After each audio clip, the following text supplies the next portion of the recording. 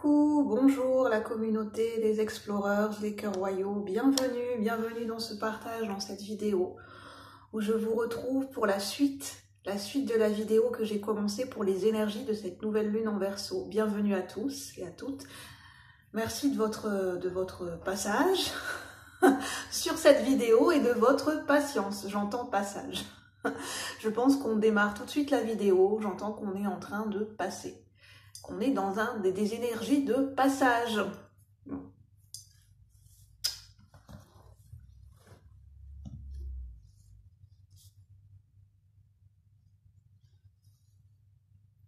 Enfin, je ne sais pas si...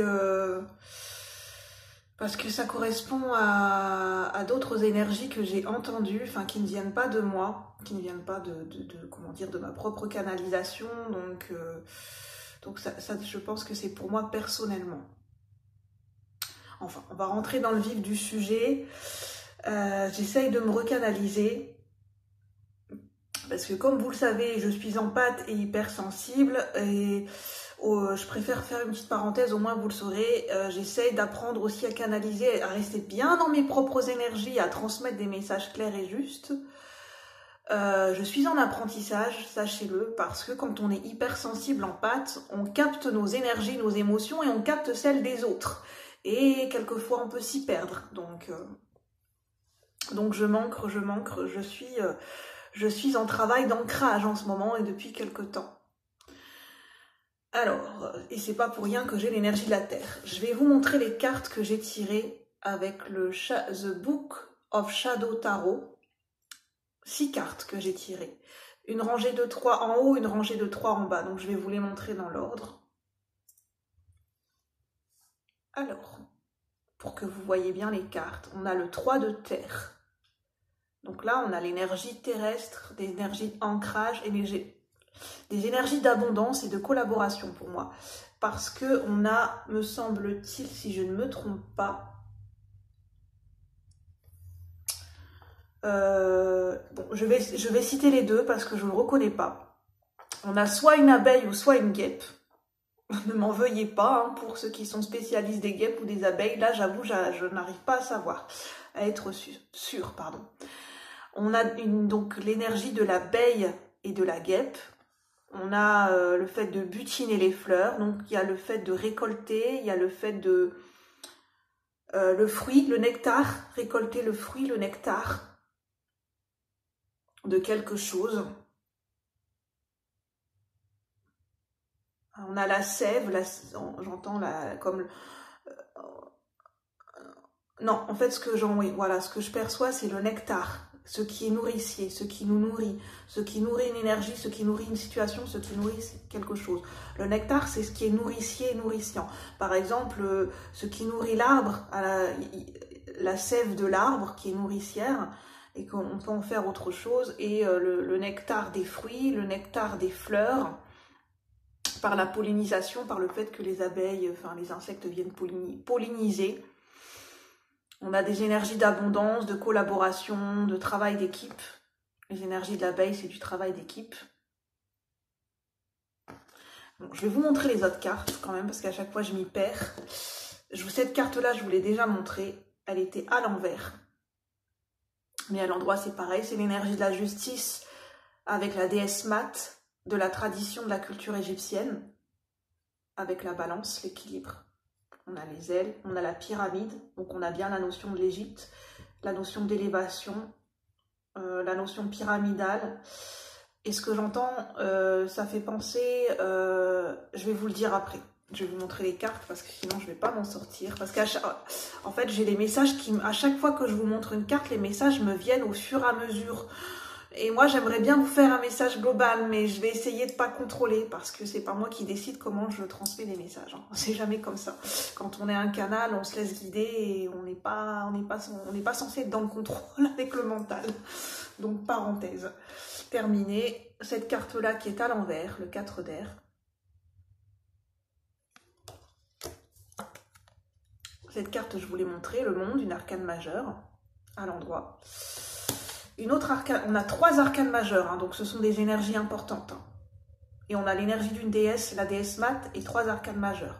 sont des énergies capitales et majeures en ce moment, avec cette nouvelle lune en Verseau. On a Ostara. Ostara, c'est l'énergie du printemps. Ostara. Oui, du printemps. C'est le sabbat du printemps.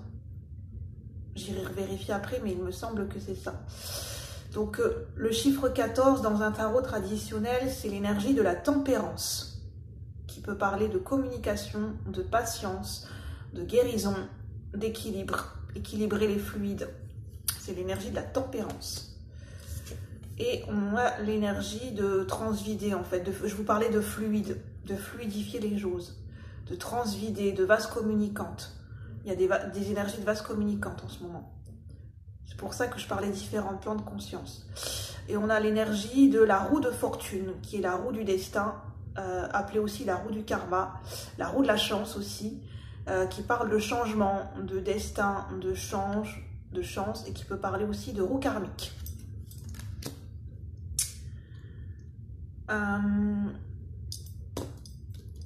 Je parlais de lâcher le contrôle. C'est un petit peu l'énergie aussi de la roue de fortune, c'est de se laisser guider par la vie et de se laisser guider par les changements et de ne faire qu'un avec la roue de la vie, les saisons, de se laisser comment dire, emporter par la roue de la vie. Je ne sais pas pourquoi j'entends ça.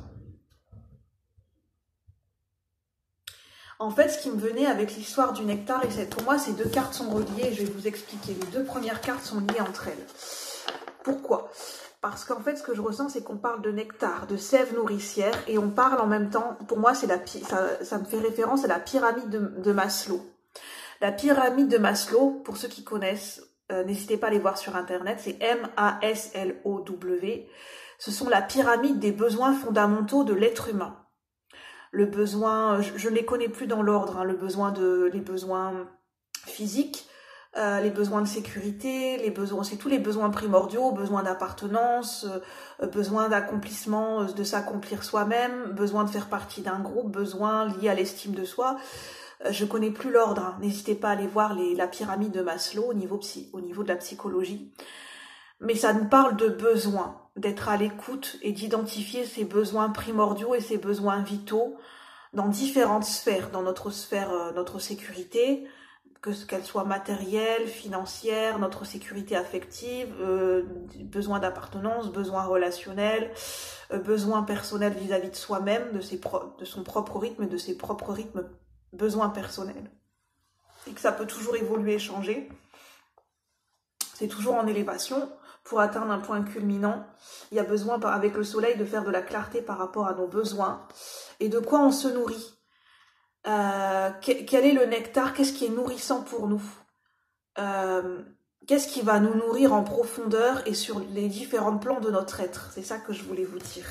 Et avec la déesse Mât, de trouver un équilibre dans l'écoute et le respect de nos besoins, de trouver un équilibre entre les différentes dimensions de notre être. Parce que je parlais de notre être humain et de notre être spirituel et divin.